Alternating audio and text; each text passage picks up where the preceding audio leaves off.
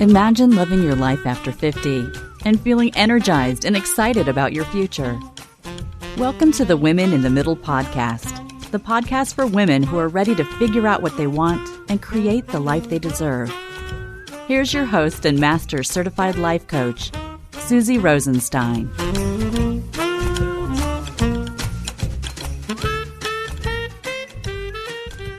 Hey there, in today's episode, I'm going to share how to use a special strategy to get unstuck and find your dreams in midlife. So let's go. Welcome back to the podcast Women in the Middle with over 1 million downloads and counting. I'm your host, Susie Rosenstein, your master certified coach and midlife mentor, and I'm so glad to be here with you again. And I know that I say that all the time, but it is so true. I really am so glad to be here with you again. I'm glad I'm here, and I'm glad you're here. The topic I want to coach you on today is how to use a special strategy to get unstuck and find your dreams in midlife. Where are those dreams? And this strategy also works well for prioritizing, goal setting, and getting super clear on what you want in your life. But just quick, before we dive into that, I want to make sure you know about the free online video training for you that is perfect if you want to find out more about how to get unstuck and live your best life in the middle. Head on over to www.midlifevideo.com and you'll get immediate access to what I like to call the secret to your midlife happiness plan. And one more thing, I also want to make sure you heard about the exciting new thing that will be coming to you soon. I've been posting about it on social and hinting about it that something big is coming. It's new, it's exciting, and it's something specifically for midlife entrepreneurs. So stay tuned. It is coming soon. Okay, now back to the topic at hand, finding your dreams and connecting with what you want. At first, you might be thinking, but Susie, why would I even need help to find my dreams? After all, it's something I want. What do you think about your dreams? Are they that easy to find? People come to me all the time with this problem. They say things like this: I don't know what I want. I don't know what my purpose is. There must be more. I'm not fulfilling my full potential. That's what I hear over and over again. And it's weird because as an older and wiser midlife gal who's been highly productive throughout her whole life, not knowing what you want seems odd at first. Do you relate to that? It's not something you experience on the regular. For decades, you probably knew exactly what you wanted. Maybe you wanted to go to school, get married, have kids, start your career, buy a home. Or maybe you took a different path. Maybe you wanted to find a partner. Maybe you didn't want to have kids. Maybe you decided to travel. Maybe you became an entrepreneur.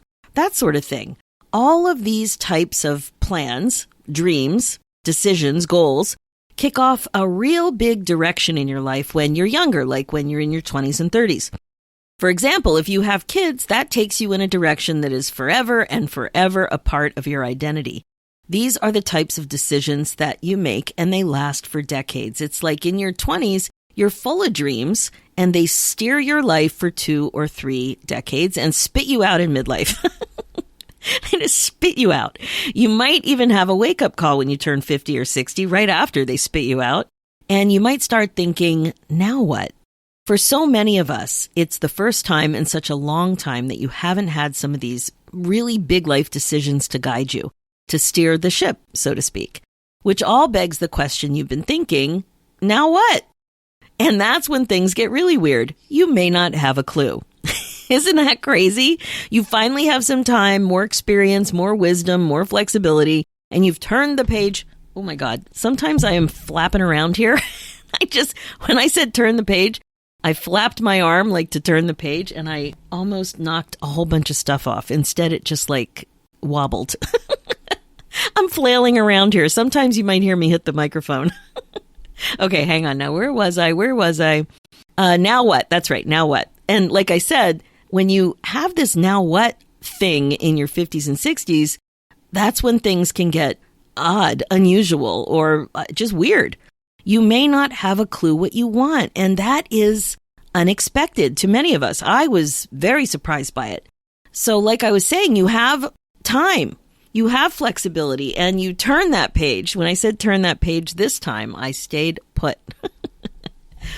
The other thing that might be happening is you turn the page on the next chapter, and sometimes you have an empty nest to boot, and you really don't know what you want. It's weird. So that's where we're at right now in this podcast topic. That slice of time when you could connect with your dreams, but you don't because you haven't figured out how. Yet, that is, you haven't figured out how yet. And yet is such a great little word. It affects the way you feel. Take a look at what I mean. Listen to those two thoughts. I don't know what I want versus I don't know what I want yet. Do you feel the difference? I really wanted to point this out to you because notice the way you feel after each thought. I don't know what I want. That thought might make you feel lost, stuck, maybe even sad. Versus this thought, I don't know what I want yet. This thought creates a lighter, more positive feeling. Maybe you feel open or curious or even hopeful. And this is just a quick example of the power of a little wee 3-letter word like yet when you're stuck. It keeps the door open. It helps you lean in to connecting with your thinking, your core, your heart. And that's a really good thing when it comes to being a detective tasked with finding your dreams. But here's what I really wanted to coach you on in this episode. A secret little strategy to find your dreams.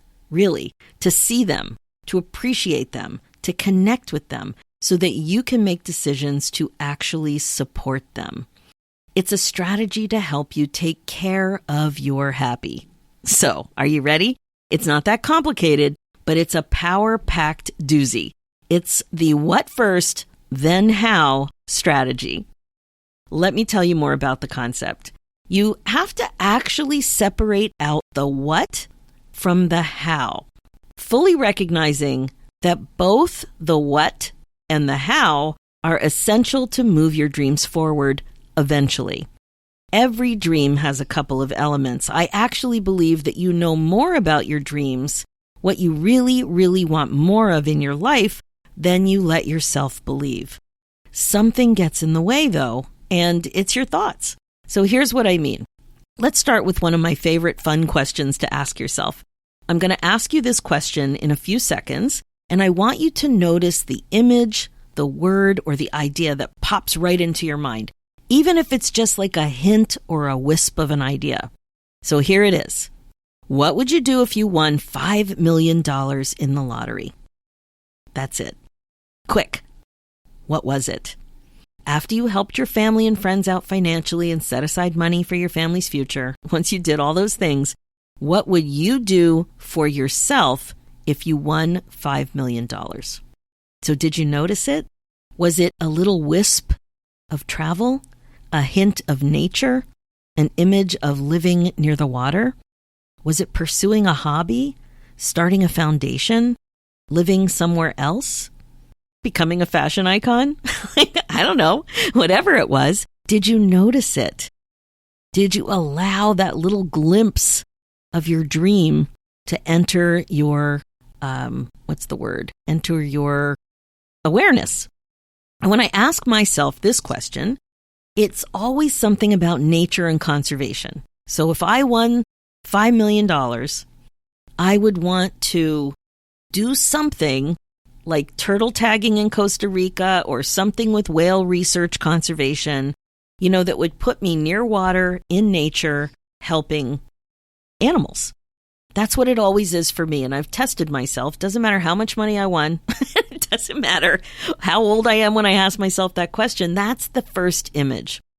Now, does this mean that this is the biggest dream that I have? Whatever it is that you thought, does it mean that that's the biggest dream, the number one dream that you have? Maybe, maybe not, but that's really not the point. The point is that it's a clue, but you have to learn to catch the thought. Uh-oh, I moved my arm when I said catch the thought. I have to Velcro my arms down so I'm not flapping all over the place. But you really do have to learn how to catch the thought. And you might be wondering, why is this so complicated? Why is it so complicated to catch a thought, to connect with the thing that you want more of in your life? And it's a really good question. The answer is because of what happens next. You judge the idea. And the judgment squishes the dream so quickly that you might not even notice that it was a dream. That's why the what first then how strategy is so important. What we're talking about with the lottery example was the what. What do you want to do, but without judgment? What do you want more of in your life? Period. What do you want because you want it and for no other reason? What do you want because it feels joyful to you? Question mark. The problem is when you mix up the what with the how, and this is what we commonly do. The what comes up, and if you're skilled enough, you'll notice it, right? If you've been working on being more aware of what you're thinking, and you don't fight it, and you're not oblivious, you'll probably notice it. But typically, before you know it, you have a judgmental thought that totally squishes it back before it sees the light of day, before it becomes foundational to your thinking, to who you are in your future, to who you are in your next chapter, to who your future self is. So here are the stinky thoughts that pop up to squish what you want. And, there are more than this, but these are some common ones. Thoughts like, that'll never work. It's too hard. It's too expensive. It's too complicated. It's too indulgent. I'm not worthy of that. I don't know how. I might not be able to follow through. That's too big a dream for someone like me. I'm not the kind of person who has that in her life. And so on. My friend, you have a choice. You really do have a choice.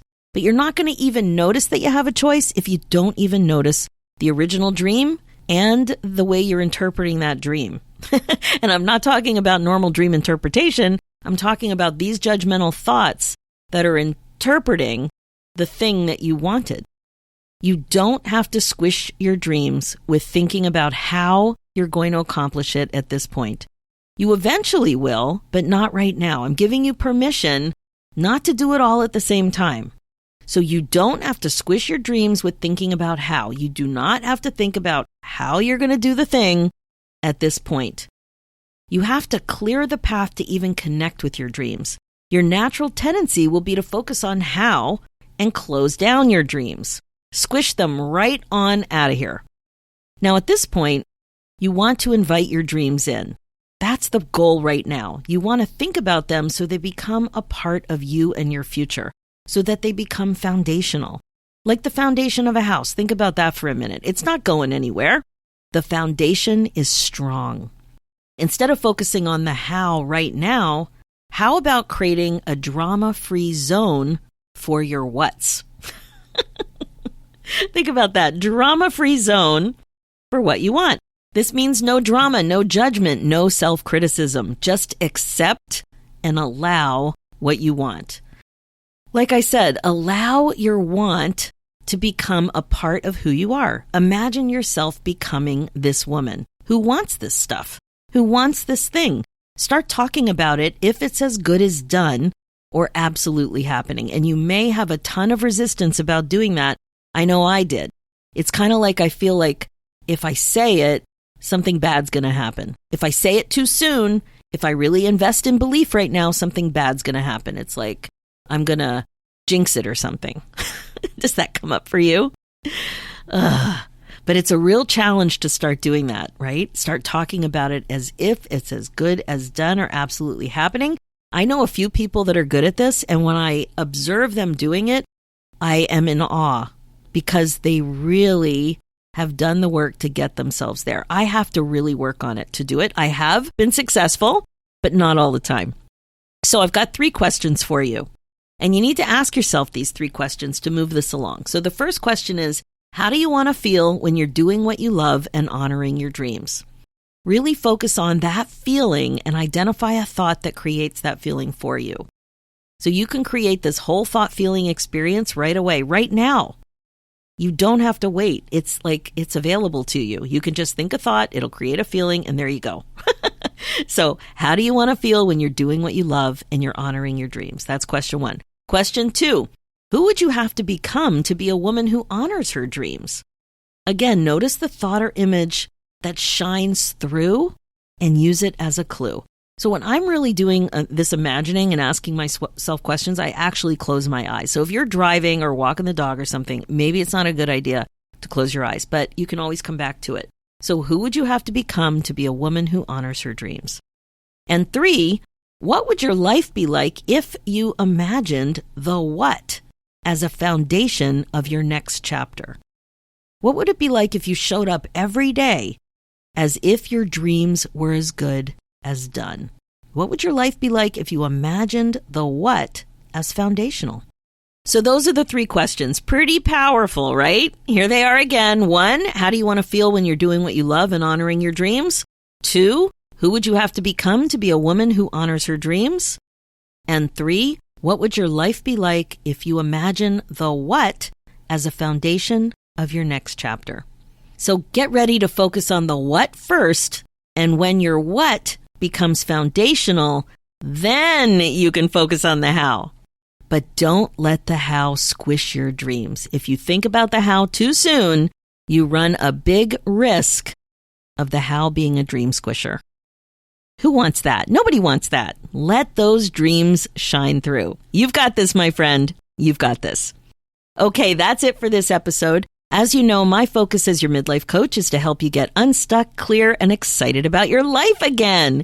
If you want to find out more about how to get unstuck and live your best life in the middle, make sure to watch my free video training at www.midlifevideo.com, and you'll get immediate access. Immediate access. So easy. And if you're ready to change your life and learn the skills to unstick yourself with some masterful coaching, a top-notch curriculum, an infusion of creativity, and a warm, fun, and awesome community of like-minded women, let's talk about it. I would love to be able to help you get unstuck and find that thing you're looking for. Go ahead and book your momentum call and we'll chat. Go to www.womeninthemiddleacademy.com. For show notes and links, head over to www.susierosenstein.com and click the podcast tab and look for episode 278. Thanks so much for listening. It's time for you to put yourself first, one thought at a time. I'm Susie Rosenstein, and I will talk to you next week.